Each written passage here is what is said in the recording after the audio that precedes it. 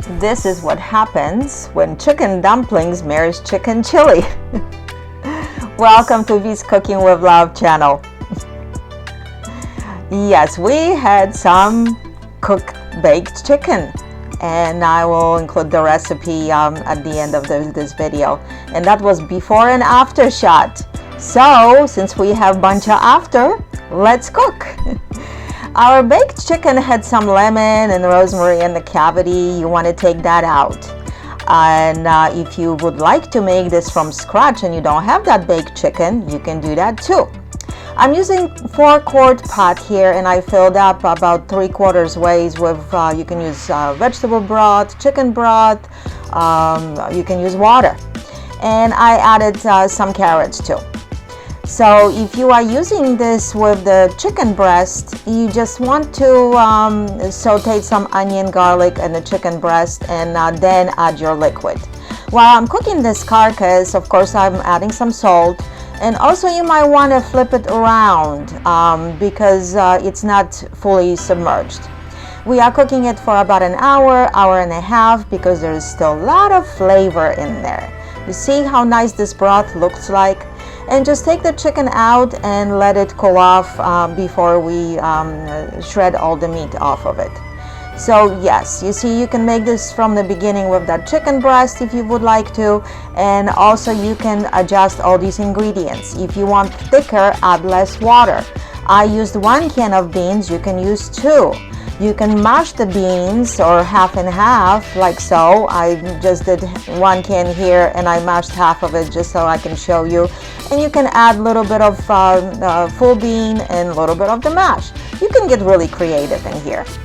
As well as with the vegetables that you are adding into it, you can really make it to what you would like to be. This will be good no matter what. Just add some love like always, and it will be even better.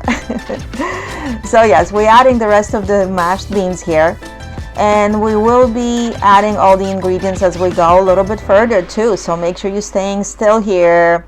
I have about 5 cups of chopped cooked chicken. I did not use the skin from my chicken leftover, so you see it's a still good amount of meat here. And if you don't have enough, keep it in mind, you can add some more.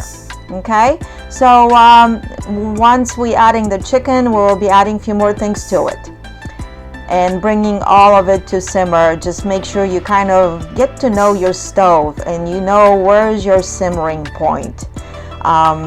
You see the pot is filling up back again with all those goodies going back in here, because of course some fluid will evaporate. But you see, you want to cook just slowly for all those ingredients just to simmer, just like it was with the carcass. That's how you're doing it afterwards. Okay, next ingredient I'm adding here, and you can, like I said, get creative with that whichever way you want.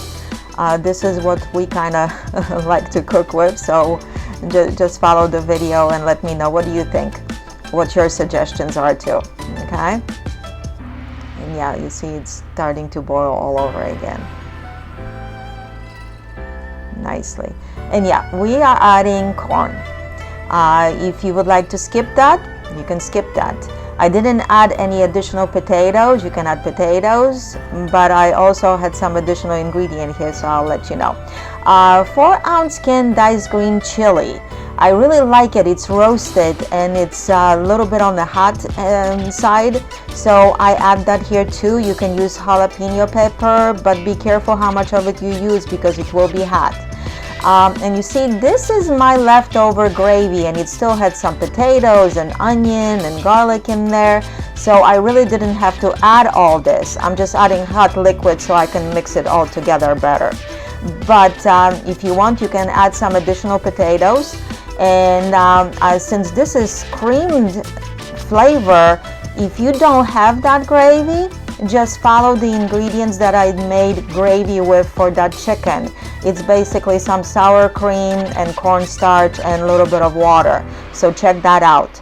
And that way you will have that creamy flavor in here. And yes, we bring this to boil, just kind of mix things around, and we're going to bring this to simmer again for about that 30 minutes or so. And in the meantime, we'll be working on our dumplings.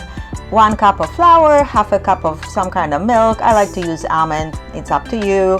1 egg, 2-3 tablespoons of sour cream, 1/4 cup of grated Parmesan cheese, some salt, and you can get creative and even add chives.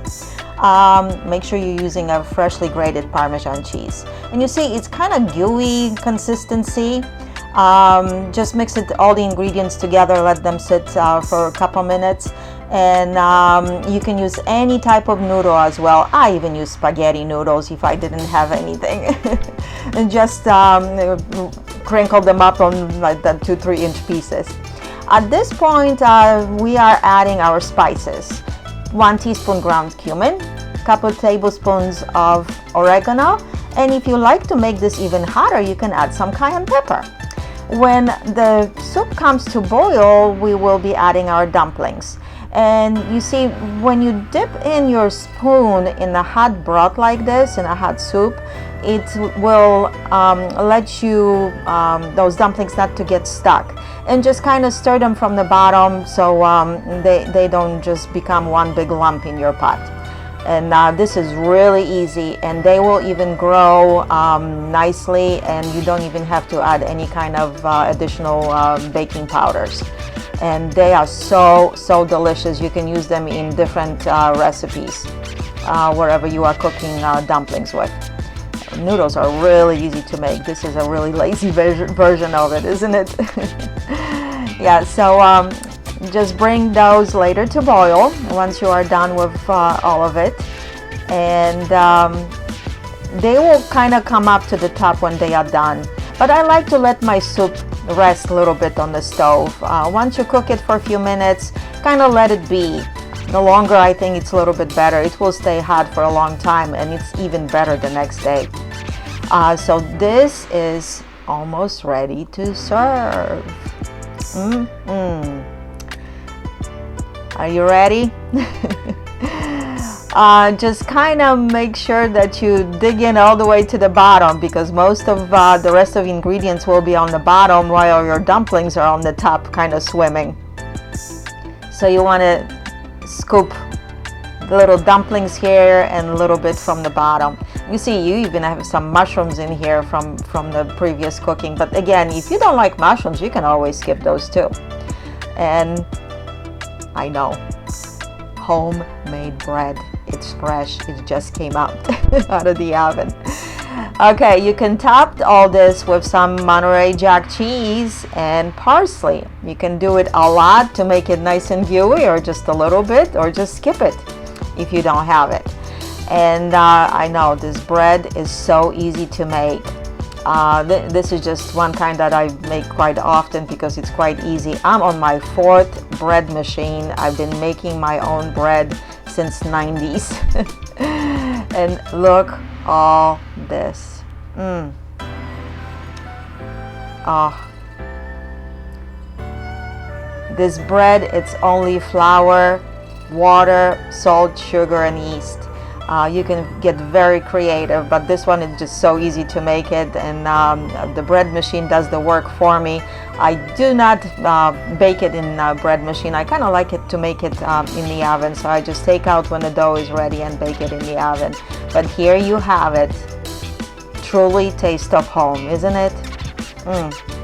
It is very delicious. And again, thank you for watching. We'll see you next time.